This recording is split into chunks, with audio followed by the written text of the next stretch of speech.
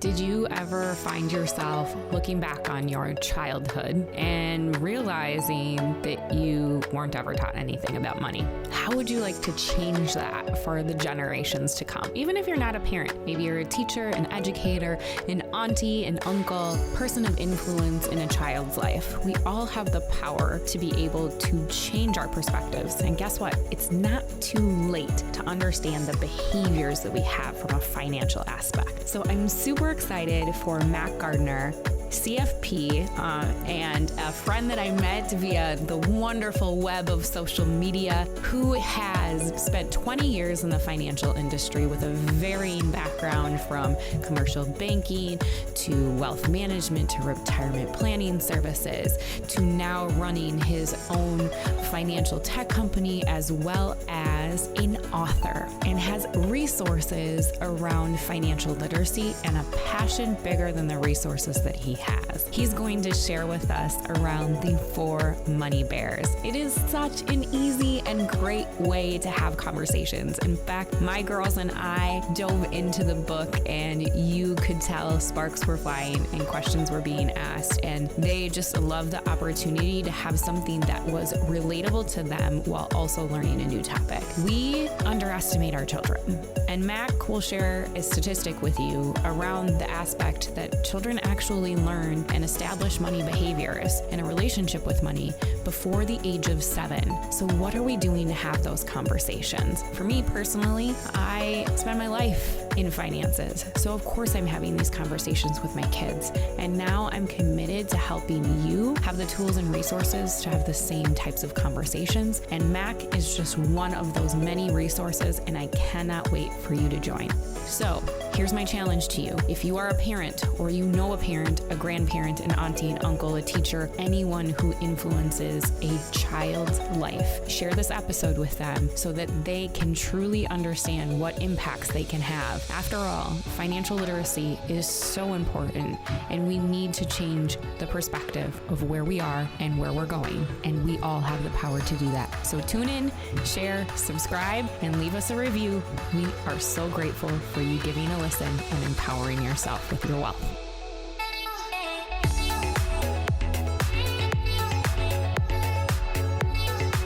Well, first and foremost, Shanna, thank you so much for having me. Thank you for being a great ambassador to knowledge and sharing knowledge with others. As you mentioned in the intro, we connected via LinkedIn, and it's a great resource to be able to find like-minded folks. And I am just happy to be able to sit here, speak with you, and talk to you about The 4 Money Bears, which is a book that I published a few years ago, really written to help kids learn about money and help parents with young kids start the conversation.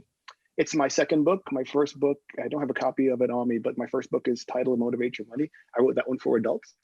And one of my clients came to me and said, "Hey, Mac, love what you did for adults. Could you maybe make something for kids?" And so that's how the 4 Money Bears book came to be. So I'm just looking forward to sitting down and chopping it up with you and talking about the story.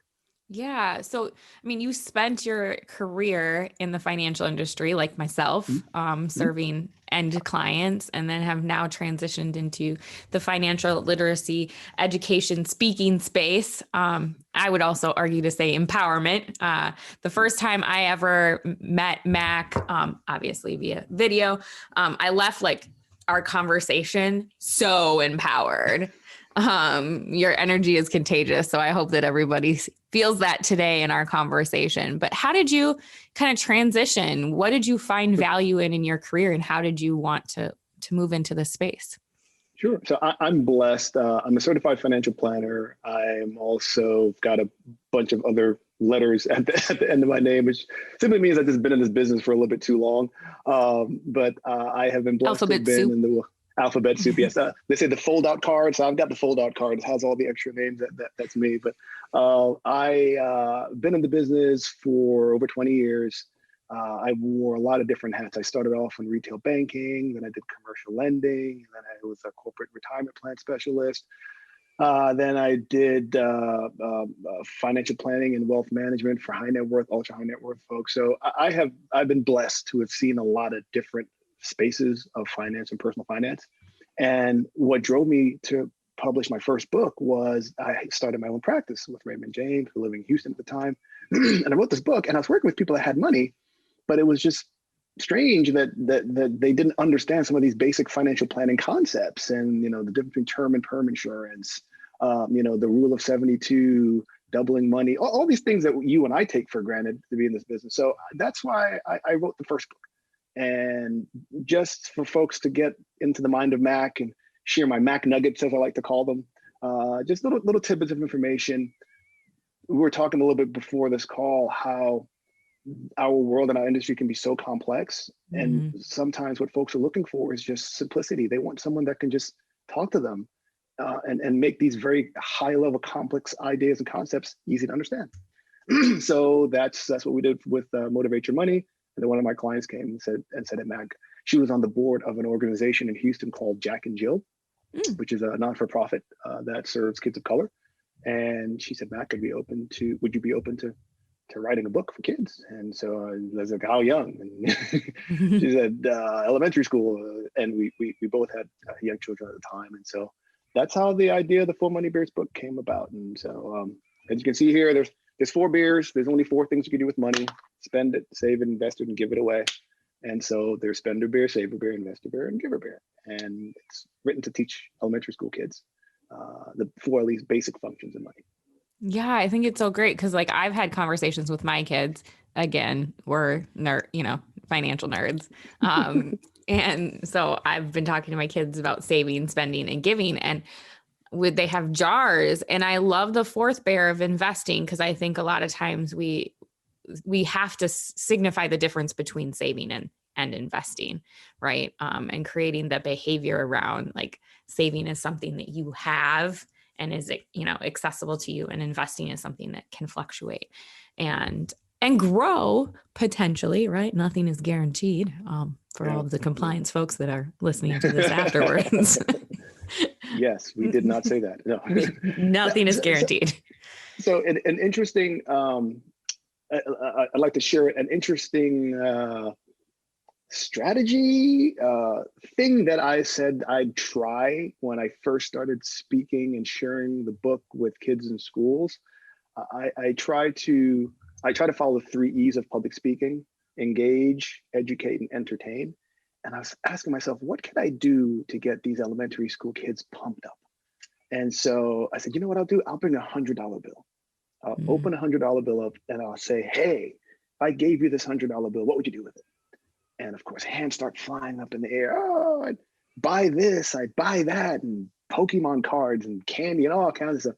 But Shannon, what it showed me, and I've done this tons and tons of times, children are almost wired and conditioned to consume from a very early age. And so you may have one kid that puts their hands in the air and says, hey, I'd save it. And it's like, okay, you're lying. Thank you for being different. you probably wouldn't. But the whole idea is that, to your point, a lot of kids understand the spending and the savings and understand the giving. But then when you ask them about the investing side, they kind of say, oh, what is that? And what I say to them is, if I gave you that $100 bill and you went to a bank and you saved it, a year from now, you'd have $100 and some cents. If you invest it, some lint. There's exactly right. If you invest it, you could have $150, or you could have $50 in a year. There's this thing called risk. And I'll ask them, hey, those shoes that you like, or those things that you mentioned, they're companies that actually make that stuff. You could actually own pieces of those companies. That's what investing is. And then the little eyes start opening up. Oh, really? I can own Under Armour, or I can own Nike, or I can, own whatever it is that they think is super cool. So I think a lot of people take for granted that children can understand these concepts, because our book is written for elementary school kids age sort of 5 to 11. But kids understand. They understand the concept of investing. Oh, for sure. I mean, I have regular conversations with my kids about all kinds of stuff, right? And I think we sometimes underestimate that their brain is a sponge. I mean, that's why they tell you that you should be studying a language when you're younger because you are more likely to carry it on. And, there's nothing different than money, Yep. or, educating our children around how to make a better world, all of those different Hmm. things. They Hmm. know They do. how all of that works. They do. Yeah. I mean, I even watched the difference between my daughters. So they're 17 months apart. One is a total spender. I Yep. mean, she Yep. is a spender. She's a spender bear. She is a spender bear. In fact, when I read her the book and I read her the spender bear part, she goes, like, puts her head down because she's like embarrassed that the book is like calling her out on what she is. Yeah. I was like, it's okay. You can change your behaviors. You can. Yeah. But the other cool thing about that aspect though, Shannon, is that it's cool that kids can start to recognize and affiliate and associate with one of those different sort of personas. I intentionally made 2 of the Bears boys and 2 of the Bears girls. I intentionally made them different colors, different shades, as a nod to diversity and inclusion, because you and our kids will hear these stories and get this information. And I truly believe that all we are at the end of our days is a collection of stories. And so our kids will be fortunate, but a vast majority of children will never get these stories. Yep. What to do with money, what an investment is, what an IRA is, the difference between the savings and the checking and the money market, and all that stuff. And so that's why I was really, really passionate about writing the book. And it's literally taken on a life of its own. Yeah. It's gotten a lot of great reviews, and a lot of folks in the industry are thankful to have some sort of cool tool to just start the conversation with their kids. Well, and I think it's a great space. I mean, we talked about like a lot of people won't get the education that our children will get because of the knowledge that we carry. The reality is they then carry that into adulthood. And so I think that, for somebody that's just starting out, your other book is probably phenomenal. This book is great for people that are just starting out, that are just trying. Like when we think about behavioral finance and the things that we need to overcome in order to get to that space. Well, how many times do we run up against a spender bear who's an adult now and isn't saving, right? Or how many times do we run against a saving bear, right? Or a saver bear who is so conservative and so afraid to allow anything to let go and grow. And then of course we have, investor bear who, takes lots of risks and, then doesn't have any liquid cash. Doesn't have anything left. Yeah. And then giver bear, and don't forget giver bear. There's a lot of people who are giver bears, and they're givers, and sadly, and that's what I was trying to show in the book is sort of the dichotomy, the 2 sides of going one way or extremes with either function of money. And then we threw a budget in the back for parents to be able to have a little budget with their kids, and little worksheets. And things which you can invest in, stocks, bonds, real estate, all that fun stuff. So just starting the conversation. I think it's great. And, kind of turning that page in that conversation of how do individuals who aren't children begin to educate themselves around financial planning. We know that rates of financial literacy are astonishing. And I used to coach teenagers for 10 years of my life. And I remember having conversations with them about money throughout the time frame and trying to get them to understand, but frankly, we just don't have that education in schools. So how do we move the needle in order to provide better education? Because I think that when we do that, the possibilities of closing the wealth gap, if people know exactly the tools and resources that they have available to them, right? When we know those, we empower ourselves. So what my company is doing, what we're working to do every day is, so I started an organization called Finlit Tech. And the concept is we are building a bridge between financial literacy and financial technology, right? Because there's a bunch of fintech out there that helps us do stuff with our money, spending it, banking, investing, you name it. There's a bunch of apps and tech out there to help you do it. An overwhelming amount. Yeah, on the financial literacy side, there's very few things out there that actually teach you what to do with your money. Mm-hmm. Right. And so that's what we are working to do is help to build these tools out. In fact, we have partnered with eMoney, and they're awesome partners from a lot of different levels. But one of the things that I approached them with last year was, hey, look, a lot of folks have come to me and said, Mac, the Bear book is awesome. We love it. We think it's neat. Is there an app? Is there an app? Is there an app? And so I went to the eMoney team and I went to the University of South Florida. I'm on the board of their personal financial planning degree program. And I said, hey, I'd like to do a crowdsourcing type of contest where we partner up personal financial planning degree students with computer programmers and just put them in there and see what comes out of it. And that's exactly what we did. And we called it was the inaugural FinTech Bullpen Challenge. And we had the top 3 entries submit their pitches at the eMoney conference last year. Wow. And it was fantastic. And so now what we're doing is we're working on developing this app really to be used in schools, to be used direct to consumer, go on Apple, get it there, or Android. And then third, to be used with financial institutions or institutions that are looking to, promote more financial literacy or get the word out. So we're working on that. That's one of the things that we're really passionate about. And, eMoney is also working on some really great tools themselves. They realize that they have the ability to really make an impact in this space as well. And they're introducing an app called Incentive that is a financial wellness app, really geared towards adults. But I'm going to be working with them to help them develop some content and develop some ideas from a diverse and inclusive perspective. So you're right. It would be neat if there was more stuff out there, and it's being built. It's being built. It's being created as we speak. Yeah. And I also think, too, we talk about diversity and inclusion, and we work in a very not diverse, you and I have chatted about this. No offense to male, pale, and stale individuals. We love you, but it's what it is. It is what it is, friends. Yeah. And you know what? We've both been in the career for a long time. You as a diverse male and me as a woman, and we've experienced plenty of different things.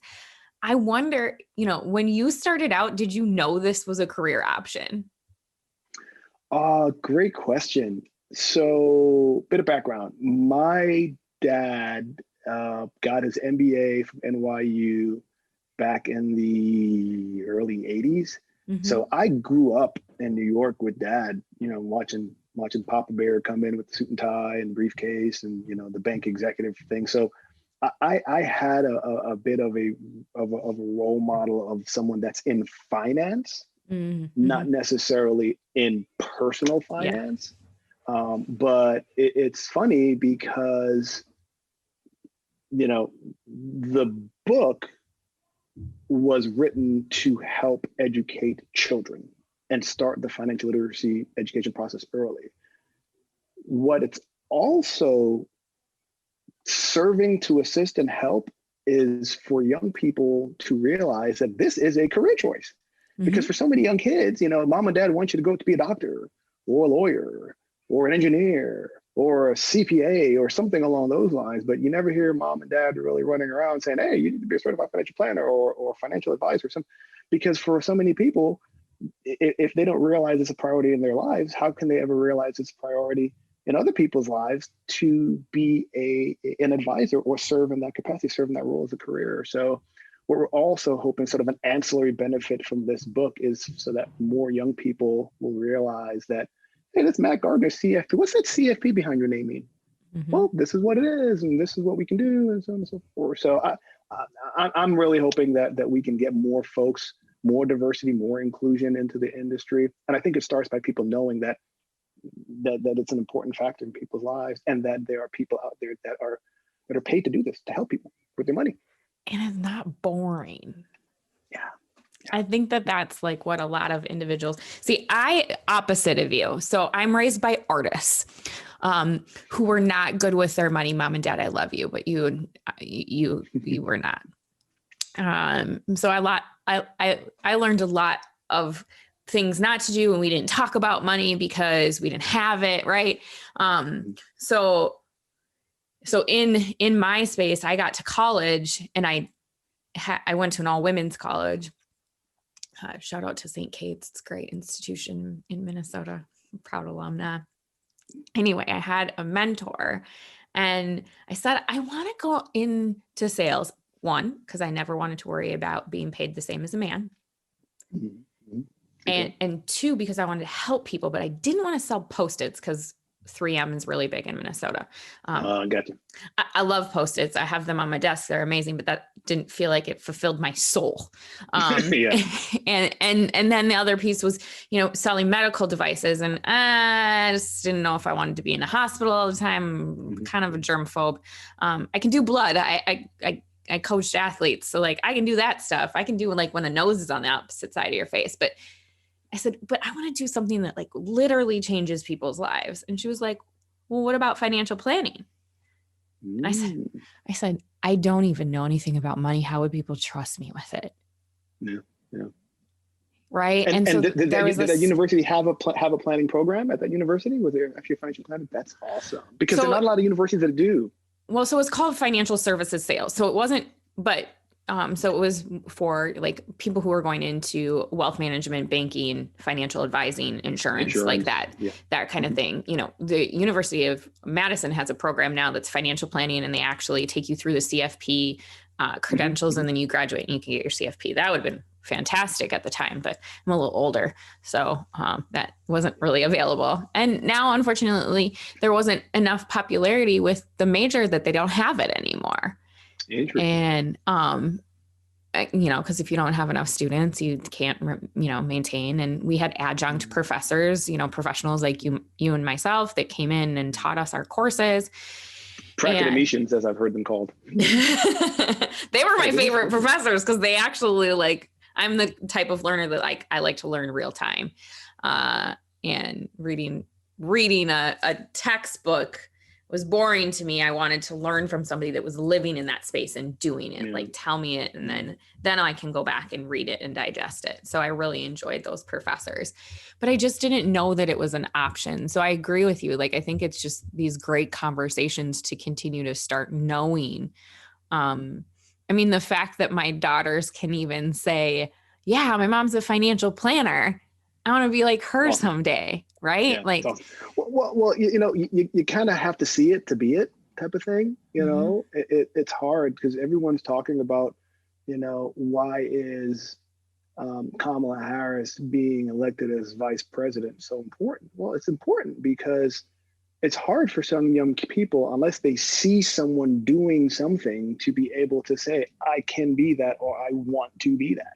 Yeah, representation matters. Yeah, it does. And so, especially in our line of business, wealth management, financial advisement, whatever you want to call it, financial planning, there just aren't enough. I think the last CFP study was that less than 3% of all CFPs are folks of color, and I think less than 30% are women. And then the average certified financial planner age, I think, is 57 or 58 years old, and there are going to be more people retiring out of our profession than that are getting in. So there's a huge need, especially when you got 10,000 people turning 65 a day for the next 20 years. There's a massive need for folks to get advice and guidance. And you know what? Sometimes folks just feel comfortable sitting down and talking about their finances with someone that looks like them, that speaks like them, that sounds like them. And that's what we're really trying to do. It has the same,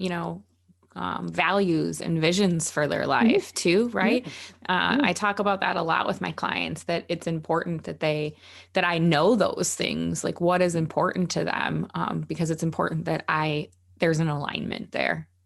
Because if it doesn't align, then it's going to be really hard for us to engage and trust each other. And trust is a huge part of what it is that we get to do every day. The investment piece is honestly such a small percentage of what we do, right? And not everybody's a day trader. Not everybody's a do-it-yourselfer. Actually, most individuals want to seek guidance, but feel like they can't. Yeah, feel uncomfortable. They don't want to give up privacy. How do we create an industry? Because I've often heard this. If you Google financial advisor, what do you see after it? And there aren't, and they aren't Oh, it's positive not nice terms. things. Oh yeah, yeah. Our industry as a whole, yeah, the brand that we have, yeah, yeah, Yeah. and so I know we only have a certain amount of time for this call We today. can't We solve could the probably world's be on here problems. for like for hours. But if I were to step on my soapbox a little bit, I think I know the industry has been painted with a very broad and negative brush for a long time because the industry for a long time was a sales driven industry. It wasn't a lead with planning industry, which is why the CFP board is doing what it's doing and marketing itself the way it's marketing itself and talking about having a fiduciary standard. Not to say you have to have a CFP to have a fiduciary standard, but just to say, hey, look, we're trying to develop an industry and an organization and where people feel comfortable knowing that the person that's sitting across the desk from them isn't trying to sell them something to make themselves wealthy, but actually cares enough. I love this adage. I call it a mag nugget, but people don't care how much you know till they know how much you care, right? And so you can't get to that unless you understand and they literally open up their financial lives to you. And you do that through some sort of planning process that looks at assets, liabilities, income, expenses, so on and so forth. And so I could sit here and talk a long time about this, but I think as the industry starts to move towards, utilizing technology to do planning and advisors talking about things that are important, like what are your goals? What makes you happy? What not just looking at the person that's sitting in front of them, but looking at the parents, looking at the kids, looking at the siblings, looking at all these different people that are affected by the financial decisions that you are about to influence in a large way. I think that's going to I think help our industry a lot. And the other point that you made, the fact that the industry is male, pale, and stale. You ask someone what a financial advisor or broker looks like. It's Gordon Gekko, hair slick back dude that's driving 3 Porsches and has a boat and all that stuff. Yeah, and I'll never forget a client walked into a meeting. I was with a peer who drives a BMW and I drive a Toyota. I'm not trying to be super fancy, but you know what? I love my damn Toyota and I don't ever want another car. And the client looked outside the window, said, "Whose BMW is it?" I said, "Not mine." Not mine. Like real proud. And the other individual said, "It's mine." And I was like, you don't want to show it off, right? You want to be humble. You want, like, your first priority should be your clients. And I think it comes back to the aspect that money touches every aspect of our lives. It touches our relationships and our communication within those relationships. It affects our health, our mental health, and our physical health. We can see people who, cannot live beyond paycheck to paycheck, and the stress and the health issues that are affected by those individuals. And even individuals who have wealth, who are stressed and strapped, or high income earners who are living up to the elements of the people around them. Yes, the keeping up with the Joneses, as they say. It's funny, quick interjection in here. Another really funny or little Mac nugget that I share with folks is, the rich stay rich by acting poor. The poor stay poor by acting rich. And I try to share that with young people as they're going through our University of South Florida personal financial planning program. Just help people understand that you can amass wealth and all those great things by making your money work hard for you. Your money can work harder for you than you can ever work for your money, but you just need to coach them and train them. And I always felt like, it's because that person is driving that, highly expensive SUV or car and big house, don't presume that they're rich or they're wealthy. In fact, it's probably that person over there in that very medium, modest house, driving that Toyota, maybe another car, that you peel back their balance sheet and you're seeing tons and tons of investable assets and net worth because they always underspent all their life. And so they had enough money to save, and then they had enough money to give. I talk about my first book, The 5 Steps to Financial Success. Plan accordingly, spend cautiously, invest wisely, give generously, uh, spend, save, invest, and give. So if you have to do all 5 of those, and if you do all 5 of those, guess what happens? Amazing things happen 20, 30, 40 years into your life because you've got stuff and you never try to overspend and keep up, and you put money away into your retirement account, and you maybe had enough money to buy a second property, or you put money into some stocks or some bonds on the side, and you let time help you, and you let your money work hard for you than you ever can, and all of a sudden you've got passive income and you've got all these different cool things going on in your life, just from those saves, those 5 simple things: planning, spending, saving, investing, and giving. Yeah, I think, it's not a complex, flashy situation. I tell people a lot, like, I joke that the parts of my job that I'm going to tell you that you need to do to build wealth, and the type that I constantly get asked about, which is generational wealth too, right? Which is like a whole nother aspect. Mm-hmm, mm-hmm. You want that? We're not talking about sexy, flashy things. We're talking about saving and being disciplined. I always caveat that savings is actually sexy. It can be. And like, you have to have a balance and a strong foundation in order to get to the spaces that you want to go to. And it's not always what happens at I used to say what happens at the water cooler, but we don't go to water coolers anymore. Yeah. We run away from those. We avoid those like the plague. We don't have coworkers anymore. Yeah. My coworkers are my 6 and 7 year old. Yeah. Mine are my 3 that keep us actually quite entertaining. But yeah, no, I think everything that you're saying kind of makes a lot of sense. It is a process. It's not always the easiest thing to do for some people, but we go through. Okay, money's a tool. That's all it is, and that's what I try to get people to understand. Money doesn't care what you look like. Money doesn't care what you sound like. Money doesn't care where you're from, right? People care about that stuff, which is why we have all the issues that we have in this world. But money doesn't care. So as long as you understand how to use those tools and follow those 4 basic functions and do it in a proper way, and have someone to guide you and sort of keep you accountable and show you these things, a lot of really cool things can happen. And so we're just hoping that we're hoping that our book and the tools and things that we develop help people start the conversation earlier. Because think about this, I'll share some stats that you may or may not already know. So I think currently 22 states require any sort of financial literacy exposure by high school. Okay, by high school. Mm-hmm. When we were doing research on this book, there's a Cambridge study that shows that a child's connectivity with money starts by age 7. Mm.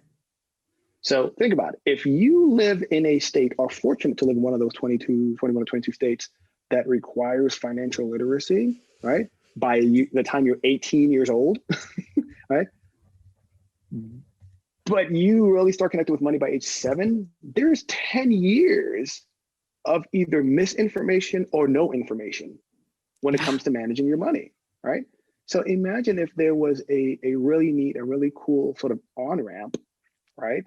Some sort of digital tool where a child can get this in school, or you can get it for your kid at home, that allows you to start your child's development into financial literacy and understanding how money works. And that's what we're looking to build. And it's a huge need. It's a huge opportunity. And here's the other thing: it's not just in the U.S. I have colleagues in Europe, in Australia, in Africa, in Asia, literally, that I've spoken to. I just spoke with a colleague yesterday in Vietnam. Spoke to one a couple of weeks ago in India about financial literacy and the need to get this stuff into kids' lives early. So we got a lot of work to do, but it's a cool hill to be climbing right now. I'll say that. Yeah, and I think the future is bright, and we just have to stay continuing the conversation and doing the work, right? Yeah. To be able to do that and giving people like yourself the voice and the platform to be able to share, because I think that that's really important to be able to do. Mhm. The book is absolutely phenomenal. I think that it approaches, and for my clients who have little children, they're getting a new gift. Because I think that it's important that, I have had clients throughout my career ask me, how do I talk to my kids? They're usually adult children about money. Yeah. And so now it's like the element of how do we bring the grandchildren along? And if you want to talk about from a industry perspective too, as an advisor, what a great value you are providing your clients by being able to give them tools and resources to have these conversations, right? Not just with you, but they can bring that home and have them in their house and continue the conversation behind that, right? um as well as, like some of this stuff makes difficult conversations with your partner a little bit easier to Yeah. have. Yeah. You might understand inside of their brain why they make decisions that they make, right? That I talk about that a lot with my clients. There are feelings and experiences that we've lived through our lives that have taught us to react to money in the way that we do now. And Mhm. there doesn't mean that you can't unlearn them. You have to recognize them first Yeah. before you are able to teach yourself a new behavior. It's almost Yeah. like So that first step of admitting, right? it is. It is like breaking any habit. So it's funny that you mentioned about utilizing tools to help your clients with younger children. I heard from someone, and I'm gonna borrow it because and put it in my Mac Nugget list because I thought it was really cool. But they said if you help a client, right, they're thankful, but if you help their child, they're forever grateful, Mm-hmm. right? And so I think that's one of the reasons why the book has gained so much popularity with financial advisors is because they're always looking. Advisors who really care about what they're doing are always looking to help as many people as possible, Mm-hmm. and they view the book as a tool to be able to share with the folks whose money they're managing now, Mm-hmm. to say, hey, look, I'm helping you with this, but at some point in time, if we manage this stuff properly and it follows your plan, this is going to be someone else's money. This is going to be little guy, little gal's money. So use this tool to start a conversation, because it's a very strong probability that that person never got any sort of financial literacy training in their life. They may have a great job, they may make great money, Mm-hmm. but they necessarily have that. So They may the work book in has, finance. they may work in finance. You're right. Because I've had But people who have worked in the industry who have been embarrassed. They worked in a bank and they come to me and they're like, I deal on the corporate side of things. I have zero clues what I'm doing on my personal side of with the things. personal stuff, yeah. And so just having those tools are really neat. And so that's a really cool, that's a cool byproduct of this book that we never thought that we would see when we wrote it. Is the fact that other advisors and other CFPs are utilizing the book. And I mean, back to eMoney, they actually asked me, they asked to create a 1-hour CFP course based on the book to teach advisors Mm-hmm. how to position the book in their practice, because we have, there's some advisors out there that just want to give back to the community and want to promote financial literacy, not necessarily to grow their business, but just to give back. And so quite a few advisors across the country are using our book.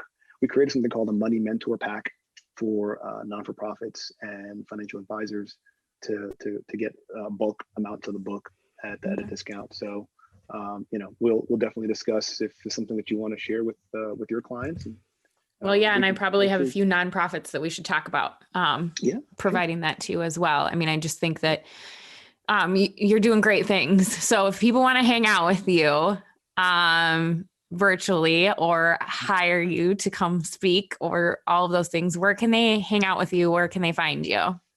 So you can go to www.the4moneybears.com. That's the website for my kids' book. The website for my adult book is www.motivateyourmoney.com.